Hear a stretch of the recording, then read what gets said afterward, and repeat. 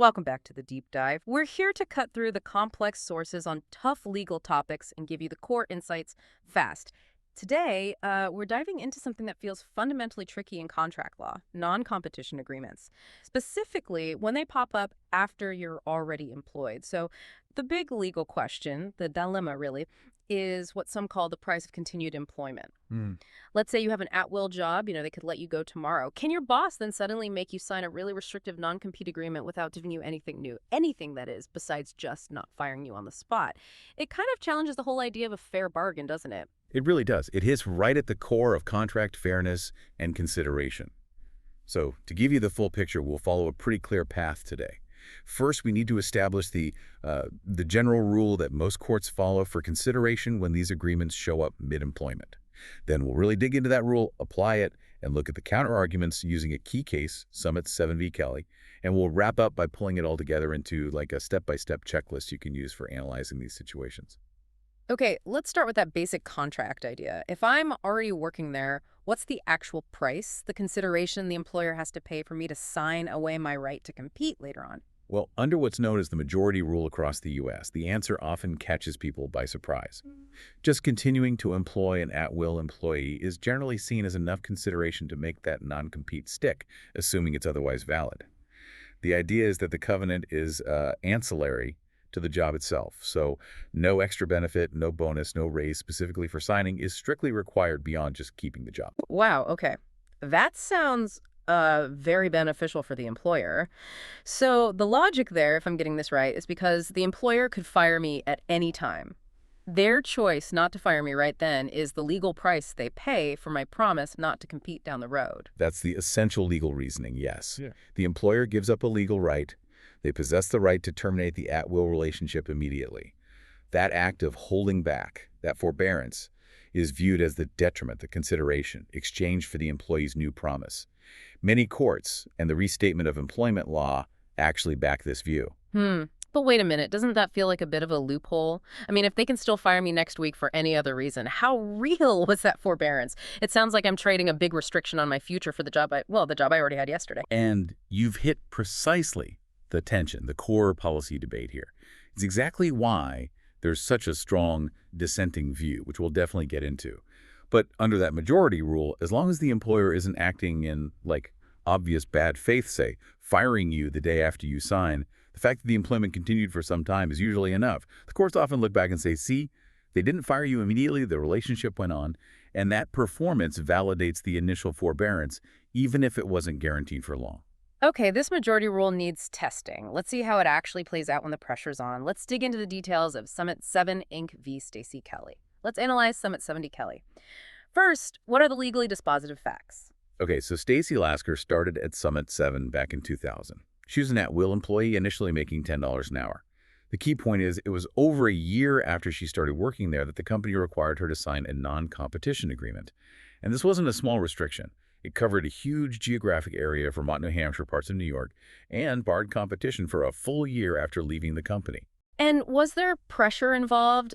The background suggests the power dynamic was pretty unbalanced, right? Oh, absolutely. The facts highlighted that she was told, point blank, sign it or you're dismissed. And adding to that pressure, she was in a really tough spot personally. Her marriage was ending. She had 2 kids to support, so keeping that income was critical for her. Now, she did get promotions and raises later on during her time there, but the court record was clear. There was no evidence connecting those benefits directly to her signing the covenant. They weren't given in exchange for it. Got it. So moving from those facts to the legal question, how did the court frame it? What was the core legal issue? The issue was squarely this. Did Lasker's continued employment, just keeping the job she already held, count as legally sufficient consideration to make that non-competition agreement, signed during her ongoing at-will employment, enforceable? And what rule did the Vermont Supreme Court use to answer that? They went with the majority rule we just discussed. The court held that continued employment is sufficient consideration. Why? Because the employer is forbearing, holding back from exercising their right to terminate the at-will relationship.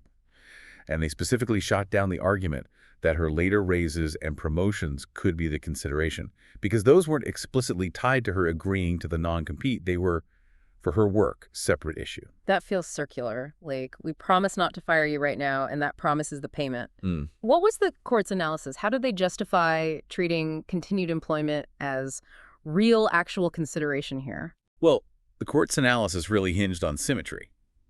They reasoned that it doesn't matter fundamentally when the employee signs the non-compete at the very start or later on. In both cases, the consideration from the employer is the same thing, giving up their immediate right to fire, or, at the start, choosing to hire in the first place. They describe this forbearance as real and not illusory, with the important caveat that the employer can't act in bad faith, like firing someone immediately after getting the signature. They also pointed out the agreement itself stated it didn't create an employment contract or change her at-will status. And the bottom line, what was the final conclusion? The Vermont Supreme Court upheld the lower court. They concluded that Lasker's continued employment was adequate consideration. Therefore, the non-compete covenant was enforceable, at least within the geographic area the court deemed reasonable based on where she actually worked later. Okay, this is where it gets really fascinating for me. Justice Johnson dissented strongly, called the majority's logic illogical and unpersuasive. The dissent really hammers on fairness and the power imbalance. So what's the core policy argument against using continued employment as consideration? The dissent basically argues that continued employment, in this context, is illusory consideration. It's not real. Think about it. Before signing, the employee could be fired, yes, but they were totally free to find any job afterwards. After signing, they can still be fired just as easily. Their job security hasn't improved one bit, but now they've lost a huge right, the ability to work freely in their field after leaving. The employer gains a massive benefit, protection from competition, without giving up anything tangible or new in return. It looks like taking advantage of the employee's vulnerable position. Right. Let's try to really feel that pressure with a hypothetical. Let's make it stark. Imagine someone's worked loyally for a company for 10 years, at-will employee. Their family relies entirely on that paycheck, the health insurance. Then, the employer demands they sign a really broad non-compete, threatening immediate dismissal if they refuse. Desperate, the employee signs. Now, what if the employer, acting totally in good faith, maybe just restructuring, lets them go exactly 3 months later? Was that 3 months of continued work real consideration? And that hypothetical cuts right to the heart of the disagreement on timing and perspective. The majority rule, looking back, ex post would likely say, well, they did continue employing him for 3 months, a substantial period, so the forbearance wasn't illusory. It became real through performance. But the dissent argues vehemently against this. They insist you have to judge consideration based on what the parties understood and expected at the moment the deal was struck, the ex-ante perspective. So the dissent saying you can't just wait and see if the employer happens to keep the person around for a while. The promise itself has to be solid at the time of signing. Is that the idea? Precisely. At the moment the employee signed under threat, what was the employer actually promising? Only not to fire them right then. They retained the right to fire them the next day for any reason, or no reason. From the employee's perspective, at that moment, the promise of continued employment was incredibly uncertain, maybe worthless. The dissent argues that letting later events, like the employee lasting 3 months, magically transform an illusory promise into valid consideration fundamentally breaks with traditional contract law. It ignores the coercion and the massive imbalance of power present at the critical moment of signing. That distinction, judging ex ante versus ex post, is huge. Okay, so let's pull this all together for someone trying to analyze these situations. We've got this prevailing majority rule, but also this really compelling dissent based on fairness and power dynamics. Can you boil all this down into like a practical checklist, a step-by-step diagnostic for spotting the issues with these non-competes signed mid-employment? Absolutely. Think of it as a 4-step process when you see a non-compete signed after day 1. Step 1, confirm at will status and timing. First, just verify. Is the employee truly at will? And was this agreement signed after their initial hiring date? If yes to both, then you know consideration is the major battleground. Proceed to step 2. Step 2. Analyze consideration the flashpoint. This is where the fight happens. Did the employer give something genuinely new? You need to argue both sides. Majority rule check. Argue that the promise of continued employment itself counts as consideration, representing the employer's forbearance from firing immediately. Frame it as treating the situation like an initial hiring. Minority policy check. Counter-argue using the dissent's logic. Say the consideration is illusory, it's coercive, it exploits the power imbalance because the employee gained nothing concrete or guaranteed.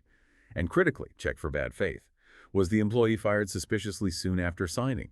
If yes, that strongly suggests the forbearance was never real, undermining even the majority rule's logic. Step 3. Look for other separate benefits. Were there any other perks given around the same time? Like a promotion, a special bonus, unique training.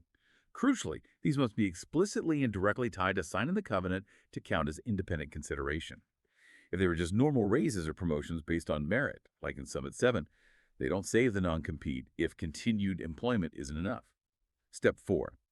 Assess reasonableness if consideration found. Okay, let's say a court finds consideration under the majority rule. The fight isn't over. Now you attack the scope. Is the non-compete itself unreasonable? Look at the geographic limits, the time duration, the types of activities restricted. Courts won't enforce overly broad agreements, even if there was technically consideration. They'll often blue pencil it or narrow it down to protect only legitimate business interests reasonably. That is a super clear and really practical framework. It perfectly shows that clash between, contract doctrine and these broader social issues about power in the workplace. You should now have a much better handle on how courts approach this continued employment issue. And what's really interesting is how those policy concerns, even if they lose on the technical consideration point under the majority rule, don't just vanish. They often resurface strongly in that step 4, the reasonableness analysis. The court might say, okay, there was consideration, but given the circumstances and the breadth, we're cutting this non-compete way back. The fairness concerns find another way in. Right.